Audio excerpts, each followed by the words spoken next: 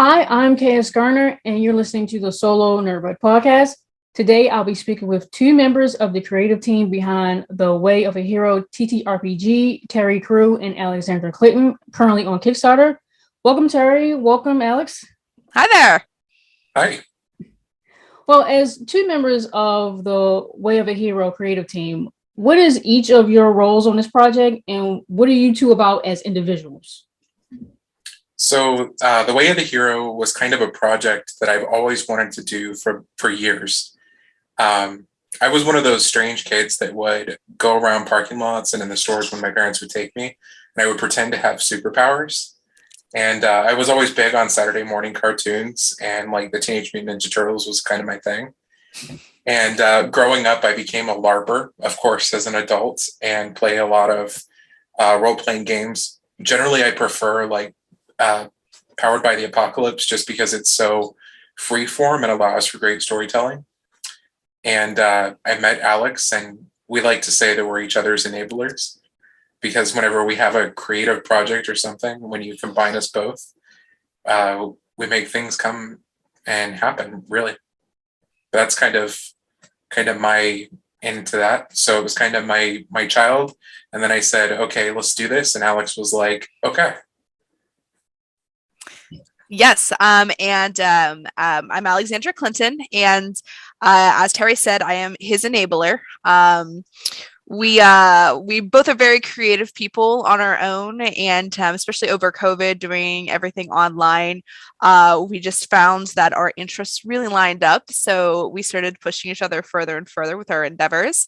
I actually ran a Kickstarter last year that was pretty successful, fully funded, and everything hit all of our stretch goals for the Deepman Files, a tabletop RPG, and that is a ghost hunting RPG, actually.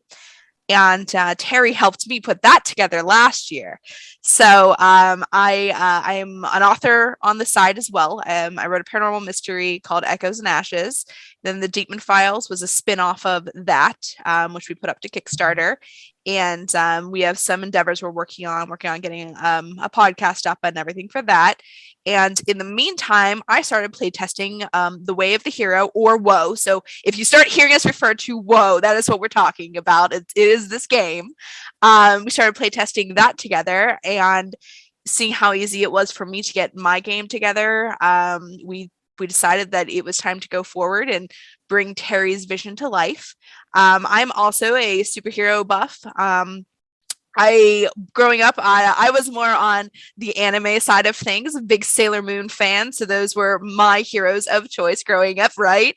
And I got into superheroes a little bit later with X-Men Evolution, I think was my first real TV show that I got into. And my love of it just continued as, it's become more popular and so much more accessible to get anything related to superheroes. And as Terry mentioned, this is powered by the Apocalypse system, which for those not familiar, this is a 2d6 system where you simply roll 2 6-sided die and add a modifier for your character. Very easy to learn for new players and a lot of fun for veteran RPGers as well. But we actually have been playing this online. That's the thing that really made this great, was we were able to playtest all of this from our own homes across the country and bring in all of our friends to sort of test this out. And while we hope to be able to sit down and play it right in front of one another someday, this has been a great project with the world as it is, to still feel connected to one another. And that's what games are really all about. But yeah, it's been a great time. Yeah, I'm big into not I wouldn't say big into TTRPGs, but I just started playing Dungeons and Dragons maybe 2019. I want to say the spring of 2019, and those people are probably my best friends, and I've never really had that before. Like, I've always kind of lived in my own world in a way, always a nose deep in a book or something like that, or kind of just to myself. And I just never knew something like that existed in a way. I didn't really it wasn't really accessible to me. And, I didn't have the internet at the tip of my fingers during my childhood. So I kind of had to go looking for it in a way. But then as a child, you don't know where to look. So as an adult, I intentionally went looking for it. And the group I'm playing with now is the first group I've ever played with, and they're pretty much stuck with me now. So with me and all my weirdness, because before I was painfully shy, but now it's all the what is it? That can you can't put it back in the bag anymore. You can't put those worms back in the can anymore. So That yeah, is true. hopefully we can all get back to playing on the table, because it's so much better than playing online. Like you said that you play tested online, but it's so much better when you play at the table. It's true. There's a human connection there that you just don't quite get. Yeah, you can't get that online. But what is the Way of a Hero, or WoW, about? So it's about becoming a superhero and ultimately empowering people to do things that they couldn't do in their normal lives. I like to think that there's some depth to it beyond just being a superhero and smashing things. We'd like to do a lot of moral dilemmas and creative solutions to overcoming problems. And while we try to keep some elements, for example, COVID, out of our games because that's just too real for real life, I think that there's an element of empowering people to be superheroes and really make a difference in the world. And so we have over 200 different superpowers that you can use in the game. And we actually just reached a stretch goal for cosmic powers. So if you're a Sailor Moon fan, that's perfect for you. And WoW is set in a modern day time with the Association of Heroic Affairs. We love to use like an analogy, I guess, or no, there's a different word. Like Pop culture references. Yeah, so like aha and whoa, you'll hear these different things scattered throughout the game. So the Association of Heroic Affairs governs heroes and creates a licensing process to make sure that heroes just don't go out into the world and, like destroy public property or take out entire neighborhoods and collateral damage. And other than that, it's really based off of the GM as to what types of missions they would like to run for their crew.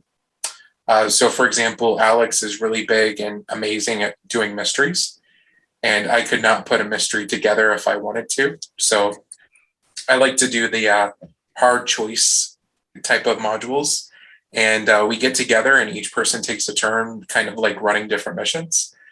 As part of our Kickstarter, we're actually running what we call a WoW weekend, and it's a Friday, Saturday, Sunday, where we have different GMs getting together in a Discord channel, and we're all running different missions for heroes. So you can opt into different rooms, and then the missions tell a collaborative story. Our last one, we had around like 25, 30 people, and I'm sure we're going to even have more than that in this upcoming one in April. But that's one of the rewards that you can find in our present Kickstarter. So is the reward, I guess, to be part of that weekend, or can anyone join in the Discord? So you can join in the Discord at any time you want, and you can go in. There's a channel that says looking for a group, or I'm looking to run a group. But because the rules aren't officially published, it makes it a little bit challenging. We are doing some play tests there, so if that's something you're interested in, you're more than welcome to pop in and say, I'd love to be a play tester. Once the game goes live and the rules are published, I imagine groups will get together all the time. The weekend itself is something that we're bringing in GMs for. And so it's an event that we're actually selling tickets to. Oh, okay.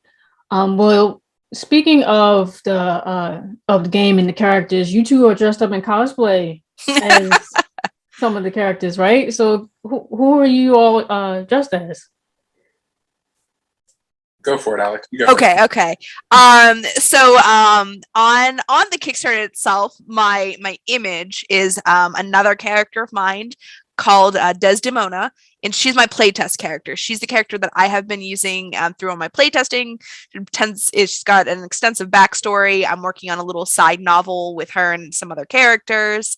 I'm dressed up as a character called Sapphire Seer. She's the head psychologist for AHA and one of the team leads. So I have a couple of different wigs and costumes I switch between when we run these weekend events to switch out as different team leads based on whatever mission I'm running. She's a psychic hero, so her powers are very much based around mind reading and psychic blasts and things like that. And she is known as kind of a no nonsense, unemotional character, which is the exact opposite of me in real life. So it is really taking on another character. But it's a very comfortable costume to wear. So threw this one on so that I could join Terry, who is dressed up. And why don't you go ahead and tell them yours? Yeah, so my character is Glades, and he runs the Association of Heroic Affairs. So you'll see he appears in a lot of the art. And a lot of our characters will make appearances. In fact, as the book is released, there are 20 different power types, and each of those are represented by a different hero that actually took part in the playtesting. So we've run one of these weekends, and we run playtest every now and then. And so we've taken these heroes, and they're actually the inspiration art for the characters that are in the game. But both Alex and I are big LARPers.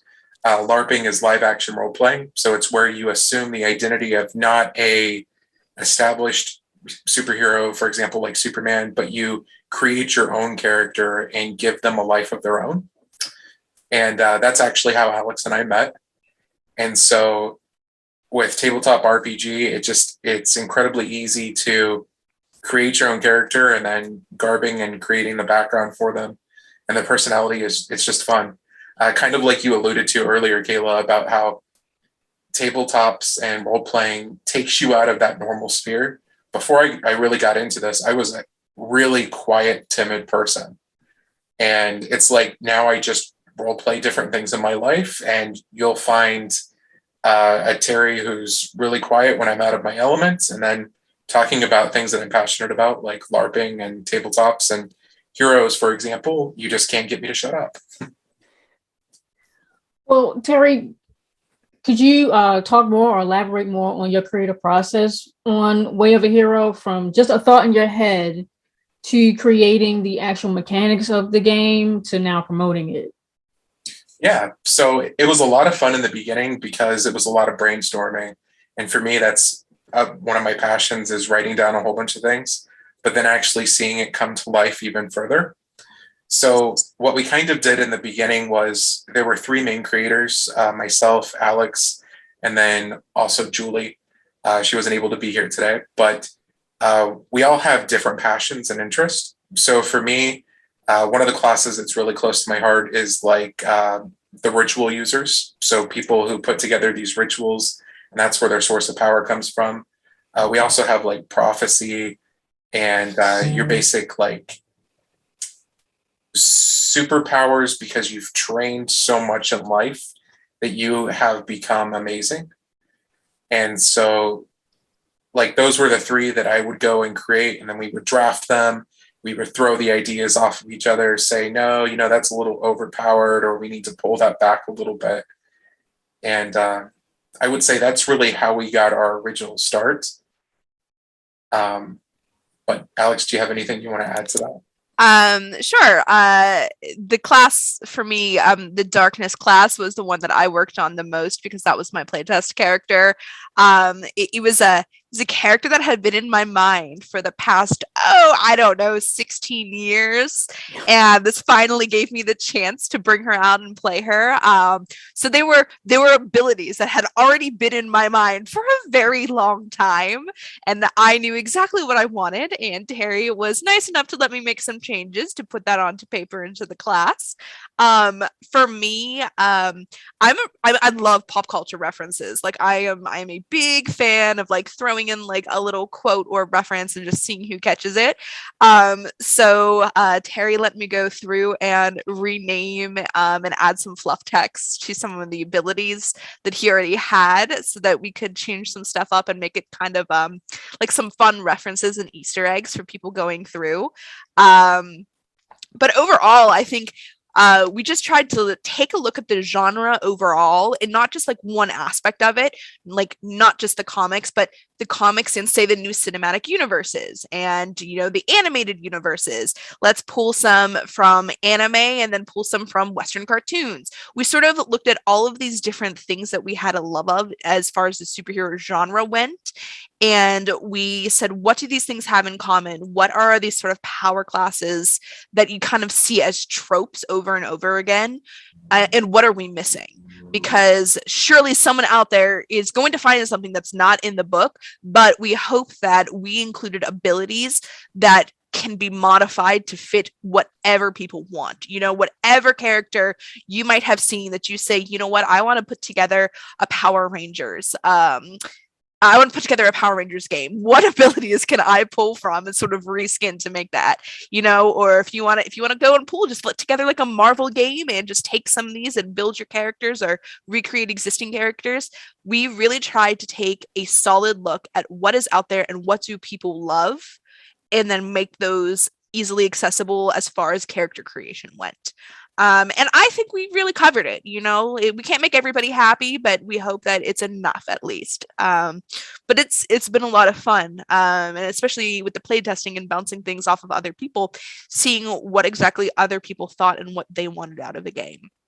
So it's been very much a collaborative effort with many, many, many different people. You know, we might be sort of the head behind the development, but this has definitely been a community development as well. And we couldn't thank our friends and family more for all of the work they've done to help make this happen. Yeah, I think it's great that people, I guess, even like beginners playing TTRPGs, that you all have made it accessible and I guess you know, easier for them to understand how to play these types of games when they can bring in something that they're familiar with, right? So say someone wants to be like, they want to play something similar to Indiana Jones, you know, or they wanted to be Sailor Moon or one of the scouts. They wanted to be a Power Ranger, like you mentioned, or with their favorite anime character, something like that. It's easier for them to grasp it in a way, and then only with two D6s and then the modifier, which helps as well. I'm like, thank goodness. When I read it and it was only the two dice, I was like, thank God, if I get any more dice. I know, and I've actually been playing I've been playing Dungeons and Dragons for about 14 years now. I actually met my husband playing Dungeons and Dragons, so let me just say, the people you play with at the beginning, like they can be some of your lifelong friends, truly. So but I have 14 years experience playing Dungeons and Dragons, and the idea of learning another really crunchy system like that was just like, no, like, I'm not doing this. I cannot do this. I cannot take all of this in and start from scratch with another heavy game. But that is exactly why Powered by the Apocalypse is so nice. Is it is so easy and is so narrative. It might not please everybody, especially people who enjoy combat, like really crunchy combat. But if you're someone who wants to tell a story, this is great to sit down and in one night you can do a one shot, or, you know, have an ongoing, you know, story arc or something. You can do that, and this is what it's great for. It's you know, having a drink with your friends, sitting around and, you know, telling funny stories, you know, as the Avengers, or, you know, if you want to sit down and play from the computer, states apart from one another, and have an ongoing mystery. It's really great for that. So really, I truly have to say, if you are a new player and you're looking for something to get into, these games are great. Very easy to learn and pick up no matter where you are, what stage of tabletop RPG you're at. Yeah, I'm definitely interested because I'm actually practicing my DM skills. So, and mine is a mystery, and it's, I guess you can say, narrative heavy. I kind of want them to interact with as many NPCs as possible, kind of just get them off the trail. But it sounds like something that I could definitely use as a new novice DM. But Alex, you mentioned that this was a heavily collaborative effort. So, Terry, how has your experience been searching for collaborators for this project, like playtesters or other authors or maybe illustrators? And like, how did you know that they were right for this project? That's a great question. Like I said, the way that I met Alex was by becoming a LARPer. And Alex is actually a game runner. She runs murder mysteries and different things like that in person. So I had been to a number of those. I tend to attract people in life around me that are good at things that I'm not. And when people are looking to have a good time, I'm like, hey, why don't we do the crazy? Let's build a game. And, the people around me are very supportive of that. I have friends from all walks of life, friends who have recently retired, friends who are in their early 20s, attorneys, doctors, all these different people, and they all bring different things to the table. They're all passionate about one thing.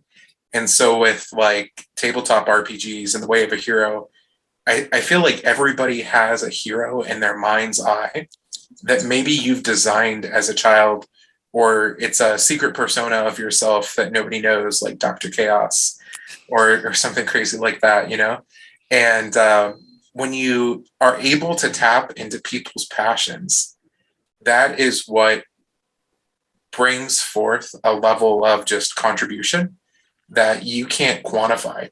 It's not like working at a job where, okay, I've got to put my 40 hours in to get a paycheck. It's like, I want this project to succeed because 5 years down the road, I want to pull this book off of my shelf and play a game with my friends when we design this. That's a great answer. Let's see what else I have here. Pretty much answered everything else. Let's see. Okay. What advice would you offer to other creators you wish someone would have told you when you first started? This is for both of you, Alex and Terry. Do you want me to take this? Yeah, you can start with it. Okay, I'll start. Mostly because, as I said, I did this all last year with the Kickstarter, and now we're doing it again with Terry. Just go for it. I know that that's like really lame, like, oh, just do it. But I can't tell you how many things have just been projects that have been on my shelf, and I just didn't think I could do it. I just thought, oh, I started this, but it was really just for me and nobody else cares. Nobody else wants to see it. But it's just having someone to say, just do it. Just go get it done, finish it, put that final touch on it and put it out there. We can't say that you'll be successful. We can't say that you'll become a bestseller or top creator or get invites to conventions all over the country. We can't say that. But we can say that if you put it out there, there's probably someone else who's going to be interested. Someone who's just like you, who has a desire for something that you also wanted. And they're just waiting for someone else to get something out there. And for all you know, that's going to be the kick in the butt they need. A couple of years ago, I started writing my first novel and I had almost finished it. And then I just sort of like put it on the back burner. And I just thought, well, no one's going to want to read it. It's for me anyhow. So like, whatever. And it took 2 years. And then at some point my husband said, so like, are you ever going to finish that or what? And I said, oh, I guess I should probably just do that, And so I sat down and within a month I had finished it. And within a couple months, I had it amateurly edited and self-published it so that it was out by my 30th birthday. So I condensed it and did that all in about 2 months. But I put it out there and people have bought it and people have liked it. And that is what caused me to make this game, which I sort of sat down and said, oh, I wonder if people would like this, because at that time we were locked down. We couldn't really go ghost hunting. And Terry and I actually go ghost hunting, by the way. That's something else we do together. And I couldn't do that. And my husband said, well, like, what if we just write this game? So we sat down and we wrote the game and we put it out there. And we had something like over 200 people at least who supported us and backed it. And people liked it. And I just had someone not been encouraging me to just finish it, just put it out there, all of that stuff would just be sitting, in a computer folder, never to be seen again. And at the end of the day, even if it fades into obscurity, I know that it's something that I get to leave behind at the end, and I'm happy with that. So my advice is, the resources are out there. If you ever get stuck, or if you ever think like, I can't do this, just start looking for communities out there, because, everything is so accessible now. You will find people who can help you and will help you and want to help you. So just suck it up and do it. Kind of building off what Alex said, I would say the most important thing that I've really learned from this is surrounding yourself with good people, and your friends are there to help and support you. From the process of building the game and writing everything, like the incredible amount of work that people contributed to this project to make it a practical thing today, that we could even looking at saying like, hey, let's turn this into a book that like physically can be on people's shelves, to even running these weekend events. It's really phenomenal to me to see the cooperation and like the willingness of people to do that. And I would throw it out there that if this is something you're passionate about, producing a game, talk to people, make relationships, participate in other people's games, learn what they're about. One of the things that I actually picked up from ghost hunting actually was during a tour, and they were talking about this Native American burial site. And they were talking about how the most important thing to this society was the gift of their time. And I was like, that's an incredible thing to think about, because the people that I have in my life support me with their time all the time. Like from me saying, hey, Alex, I need you to dress up and be on this interview tonight. Like she was like, okay, I'm down for it, Terry. Let's do it. So, even though it's Valentine's Day, let me just put that out there for anybody listening. It is Valentine's Day, and Terry asked me to do this, and I am still here. Yeah, I was really surprised. I was like, Valentine's Day? Okay. But, yeah. But surround yourself with good people and you will go far. Yeah. Good people, but also people who will push back. Sometimes you need someone to not just be a yes man, but to tell you what you need to hear. Yeah, I definitely agree. The same people that I play with, I kind of go to them first for advice on things, like particularly gaming or just life in general, because they all work a variety of different jobs. They're not a creative like me, so to get a different perspective from someone else outside of, I guess, the industry that I work in really helps me as well. And they're like my enablers too. I should put that out there. But my last question for the both of you is, what is your idea of success? So I ask that because as creators, if we're not getting regular paychecks from a full-time job or making consistent revenue from our art, we're considered failures, or we'll consider ourselves failures. Many of us will put our dreams and projects on the back burner or give them up altogether, because this career path can be highly intimidating and competitive. So what is your idea of quote unquote success? I would just say, if you do what you're passionate about, you'll never work a day in your life. And with this type of project, it's not, I can say, like, I'm not in it to make money and become rich. I don't think any of us are. For me, the memories of the games that we've had and the fun times and the endless laughter, that for me is what I thrive off of. That's the same. I have a regular old day job, and that helps support my my hobbies and my passions. And I'm lucky to say that I have a support network that, if I have ever failed in something like this, I would have people to help me bounce back. I would say anybody who gets into this job thinking I'm going to do this for the money, or I'm going to do this to become famous, you're not getting into it for the right reasons, because a lot of the times it's a very thankless job. And you're putting it out there because not only will you feel satisfied once it's out there for you and your accomplishments, but hopefully you're doing it because you want to put something good out into the world. And, hopefully you can just say that, karma will come back. And if you're putting out art and passion into the world, in some way it's going to come back to you. It might not be in a paycheck, but it might be seeing people smile and enjoy the product you put out there to help them, live out some of their dreams and fantasies, and, help them through tough times in their lives because of the things that they can do together with their friends. That's really, I think, as a creator, why you should be doing this. And if you're not, I don't think you're in the right field.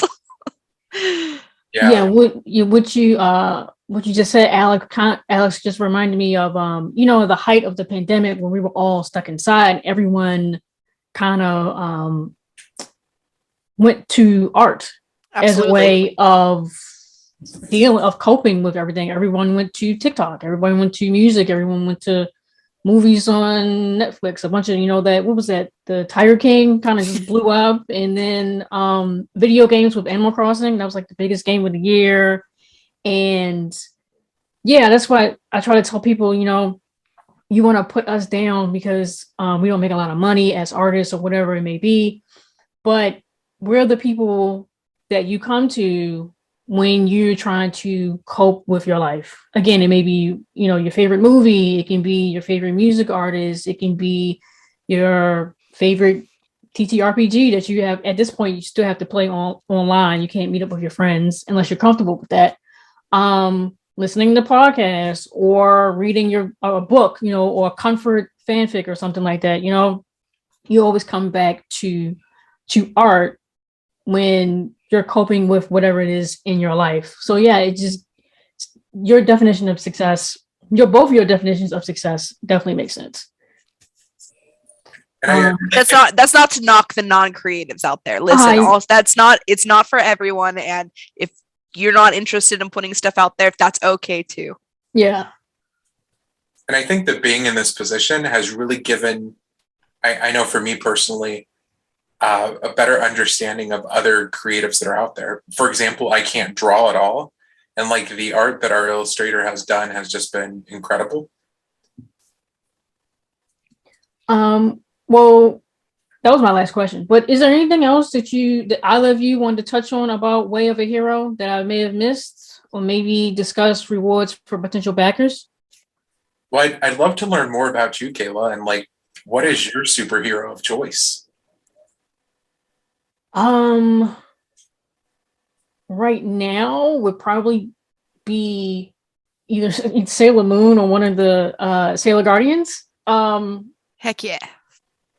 Right now I kind of want to try out a barbarian, and I wanted to play it, but the game is too many people in the game, so I may have to play it in another game.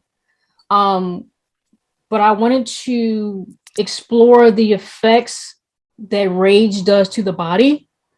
So say when my character rages, you want to help out. I told my DM I want to do like maybe roll a D8, and say I get after I come down from it, I get a migraine, or I get intestinal issues or something like that, or I lash out at somebody else in the party or something like that, and I have to like talk it through or work it out or do something that maybe like, I think it's called lesser restoration, maybe something like that, to try to get rid of it. But no one else knows that this stuff is having an effect on me. They would have to pay attention in order to know. So yeah, that's what I wanted to do in one of the games. But like I said, I think it's too many people. I may have to wait until another game opens up to try to do that. That's the kind of thing that's actually like perfect in the Powered by Apocalypse system. Like that sort of thing works great. Things that are very character driven, very easy to work in. So I think that's definitely that's the nice little character detail that you can give and play in something that is less mechanics heavy and more, character and story driven. Yeah. In fact, in the strength class in the WayofaHero, if you think about it, these people are super strong, right? So like, for example, if the Hulk tries to open a car door, he just pulls the car door off. So there's actually an ability built in there to tell this story over time about how you learn how the physical characteristics of things function. Mm-hmm. So you pick up this ability down the road, like you're this hero that can't control their strength for 6 months, and then you pick up this ability as you get the points in the game and the system to be able to say, like, okay, now I know how gently I need to open this door. And it's really funny because we actually have a character in the game. Her name's Baswan, and her big thing is Baswan Smash. She came up with this wonderful story about how she was trapped in the ice for a long period of time. As the ice withdrew because of global warming, she came out, and so she's got this giant club that she carries around. But when you think about like sensitivity of handling phones and smartwatches and things, she has no idea what that is. So it's been a wonderful story to tell about how she's partnered with people over time to be able to push buttons on a phone without breaking it, and how to use a computer and peck at the keys.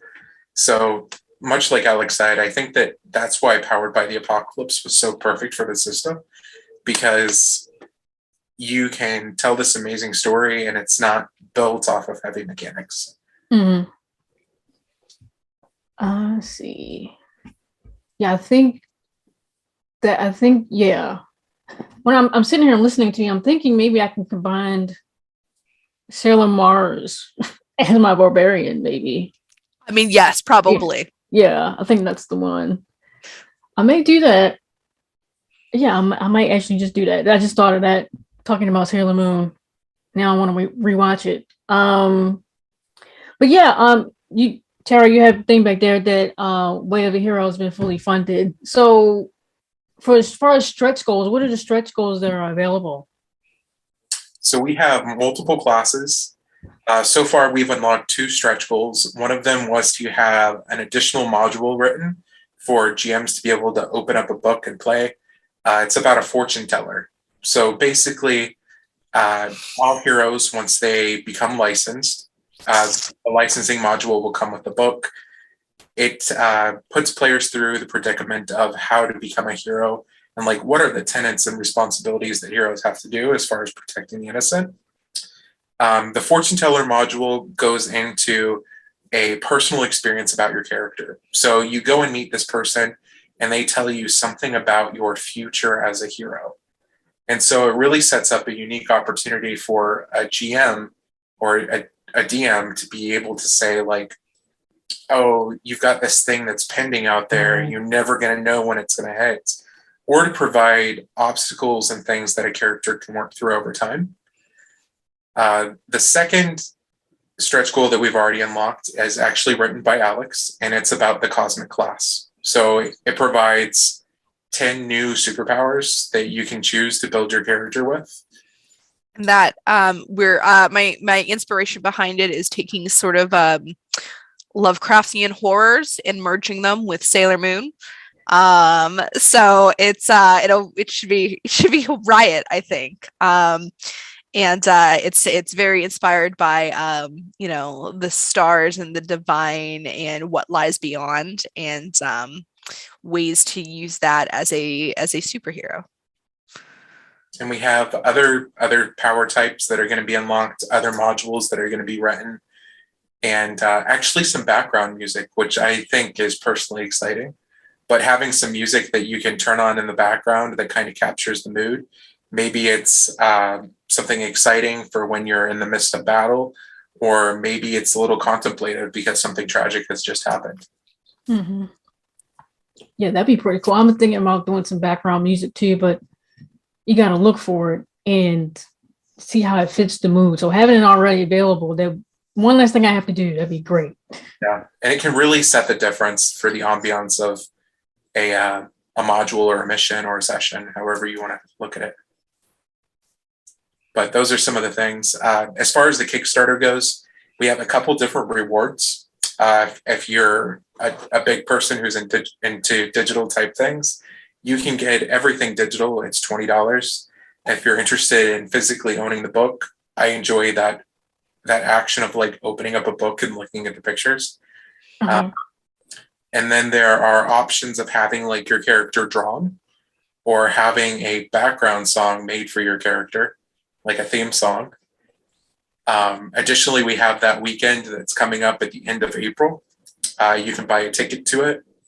And then if you're interested, even Alex, myself, or someone from our team will run a mission for you and your friends.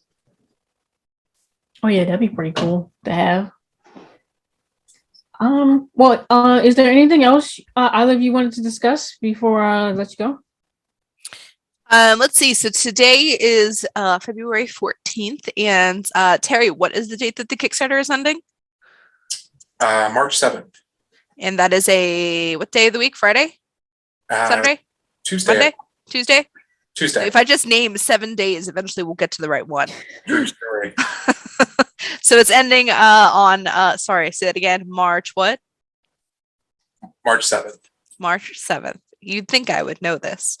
But that is just giving us about, 3-ish weeks now. 21 days. 21 days, yes. So we have that long to hit some of these stretch goals. Really hope we reach them. It is the Way of the Hero on Kickstarter. The Discord, you can find the link to the Discord. Is that listed anywhere on the Kickstarter? We actually have a website too, WayofaHero. Website. Yeah, so you can just go there and click to join in the Discord.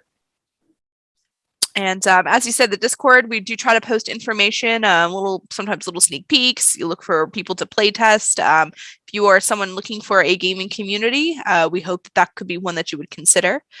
We are constantly growing, and we'll just hopefully have more and more to release. Then that'll bring in, even more community members. But yes, by the way, one thing that Terry has not mentioned is that, as he said, we are LARPers. And one of our dreams, it's not planned yet. We're not far enough out. We have to have this succeed and, the world to be more manageable. But at some point, we have ideas that we would like to run a Way of the Hero LARP, where we could actually have people come meet in person at a venue where we would run this superhero LARP with everybody in costume as their characters for a weekend. It's down the road. It's not part of the Kickstarter, but someday. That'd be really cool. Yeah.